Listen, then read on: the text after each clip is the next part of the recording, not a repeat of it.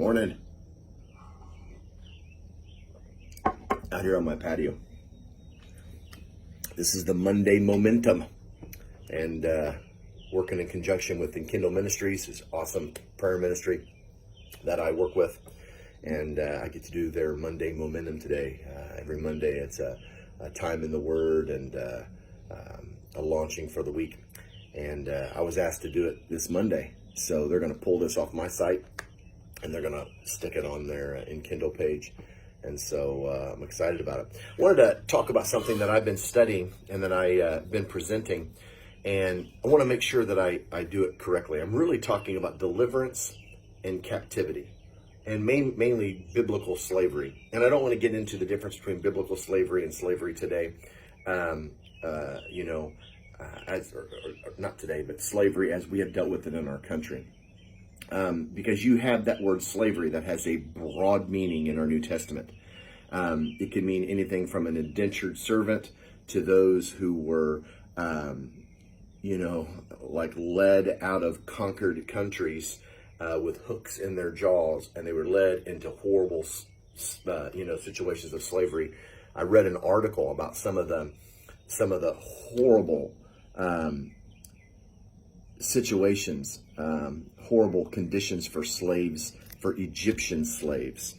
And it was an article that was talking about, some of the fractures in the bodies of the teenage age people. They were found in these mass graves, these slaves, and the fractures from in their spine due to the forced labor and heavy burdens that it was horrific. There's that form of slavery. Then there's, the indentured servant slavery.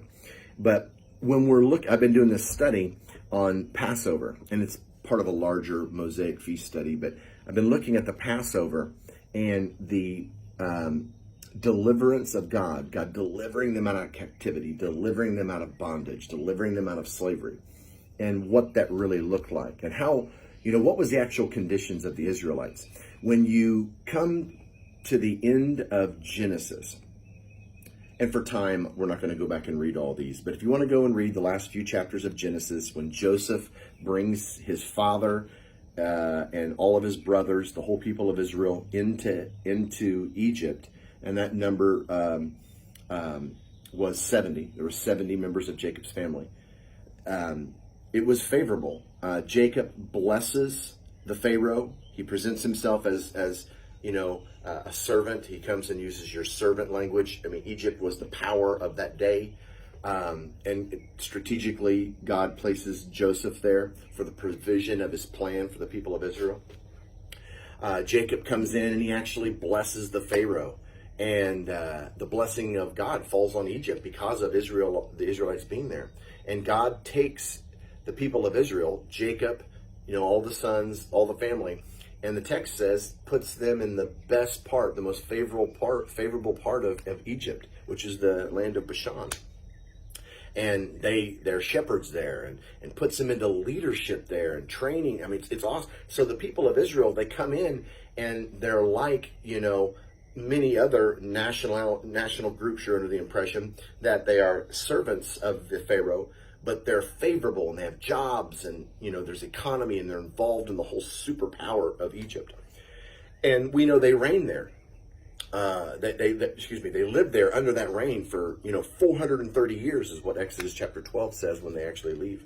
And the 430 years, some manuscripts say that they lived in Egypt and Canaan for that amount of time. But regardless, they were in Egypt for a long period of time. When you look at the exile, and when they were exiled out of Egypt, you have a new king that comes in chapter 1, verses 7, 8, and 9. He talks about him. And he's an ungodly king, demonic king. He's trying to stamp out God has blessed the Israelites, and they're multiplying. How many there were. When they were traveling through the desert, they were just a massive, from 70 to, a large number. And so the Egyptian king's wanting to thin them out, and you have all of that horrible stuff happening. And the text is very clear that they're groaning, they're being ruthlessly treated. But you really, when you're looking at especially within, months of being exiled out of Egypt, there are some that want to go back. And the some that wanted to go back, you're under the impression that not all of the Israelites were being treated as such.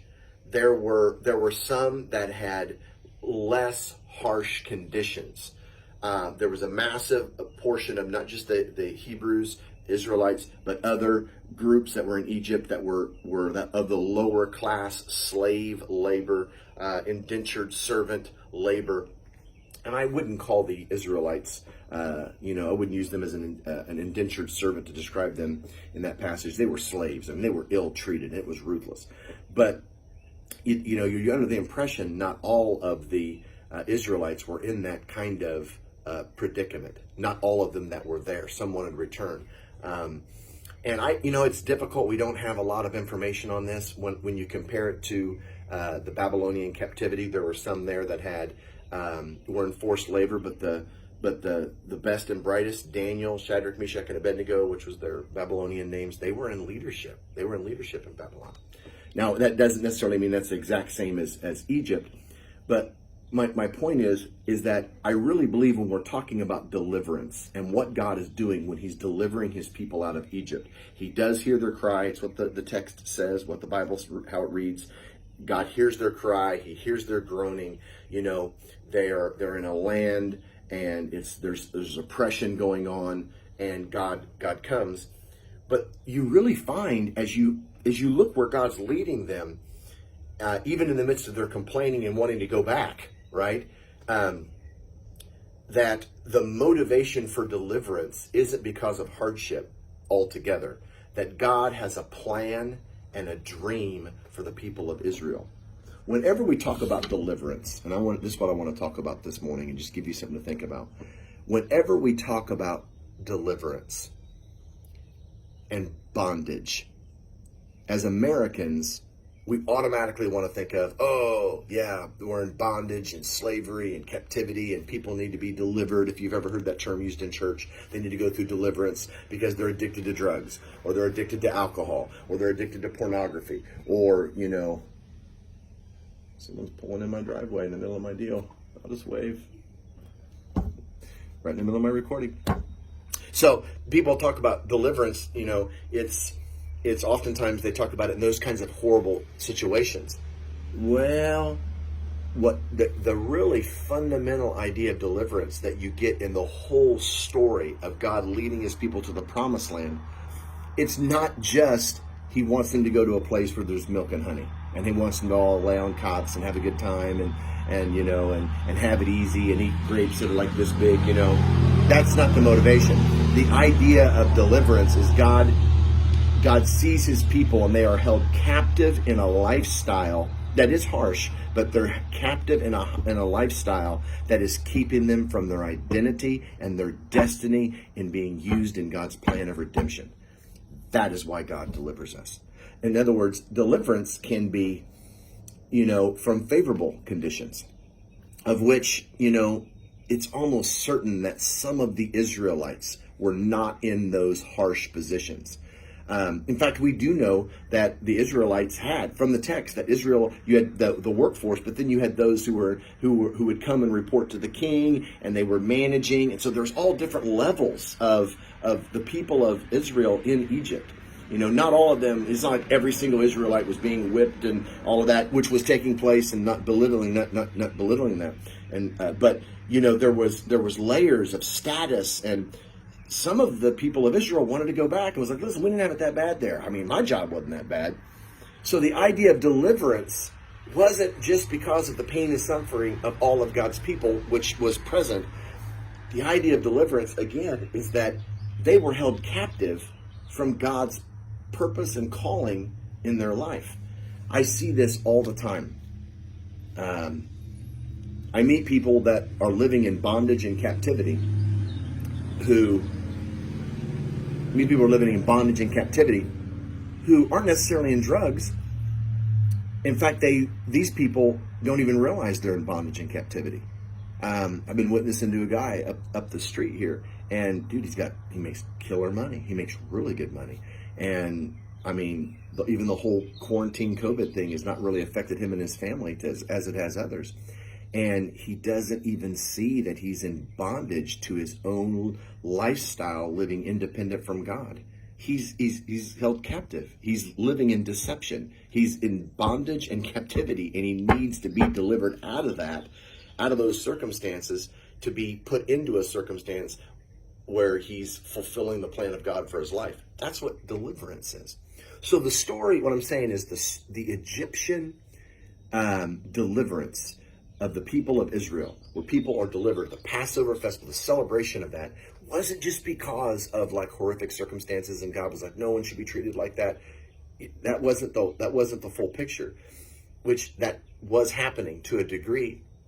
But the picture of deliverance that we have is the people of Israel were to birth a Savior. They were to birth a Messiah that would transform an entire world. And they were delivered into that identity. And when they didn't want that identity, many of them wanted to go back. And God said, that's not an option. Because it's not just about the lifestyle, good or bad, that you had in Egypt. It's about the purpose I have for your life. And that's what deliverance is. So I'm not sure.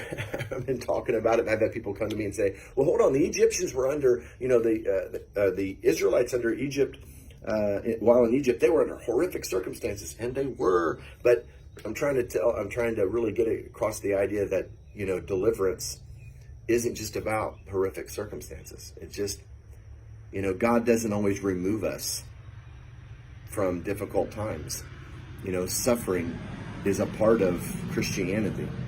The focus of God, and he does help in our suffering, and he does care, but the emphasis is not just to keep us out of, keep us in comfort. The emphasis is to keep us in the center of his plan to birth a redemption, to birth a redemptive plan in our world. That's what deliverance is. So I hope that helps.